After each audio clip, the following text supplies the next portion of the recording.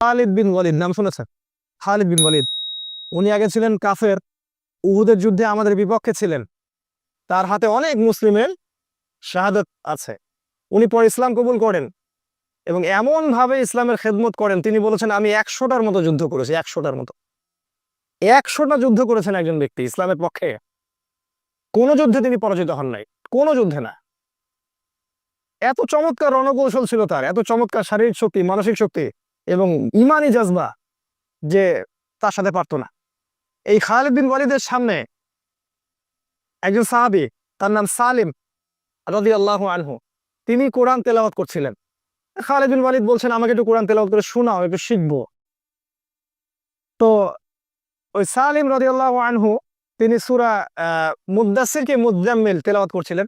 সেখানে আছে যারনি ওয়া মান খালাকতু ওয়াহিদা ওয়া জাআলতু লাহু মালাম মামদুদা ওয়া বানিনা শুহুদা, এই সূরাটা পড়ছিলেন।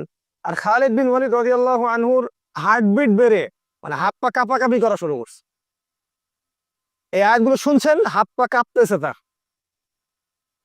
কেন? কারণ এই আয়াতগুলো নাজিল হয়েছিল তার বাবার জন্য, তার বাবা ওয়ালিদের জন্য এই আয়াতগুলো নাজিল হয়েছিল। তার বাবা ওয়ালিদ ইসলাম কবুল করেনি, কোরআনকে অস্বীকার করেছিল, তার তার বিপক্ষে এই আয়াতগুলো নাজিল হয়েছে। যারনি ওয়া মান খালাকতু ওয়াহিদা ওয়া জাআলতু লাহু মালাম মামদুদা ওয়া বানিনা শুহুদা ওয়া মাহহাদতু লাহু তামহিদা, এই আয়াতগুলো। উনি ওর বাবার আয়াতগুলো শুনে থরথর করে কাঁপছেন। বিখ্যাত বীর, 100 যুদ্ধ করা মানুষ। আলী রাদিয়াল্লাহু আনহুর নাম শুনেছে। যখন কোরআন তেলাওয়াত করা হতো তিনি আর কাউকে চিনতেন না। আজান যখন হতো তার স্ত্রীকে তিনি চিনতেন না।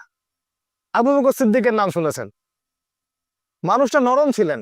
যখন তিনি সলাতে কোরআন তেলাওয়াত করতেন, গলাবা আলাইহিল বুকা বলা হয়, তার উপরে ক্রন্দন বিজয়ী হতো। তিনি এত কান্নাকাটি করতেন যে নামাজে আগাইতেই পারতেন না। কোরআন তেলাওয়াত এত কান্নাকাটি করতেন, নামাজে আগাইতে পারতেন।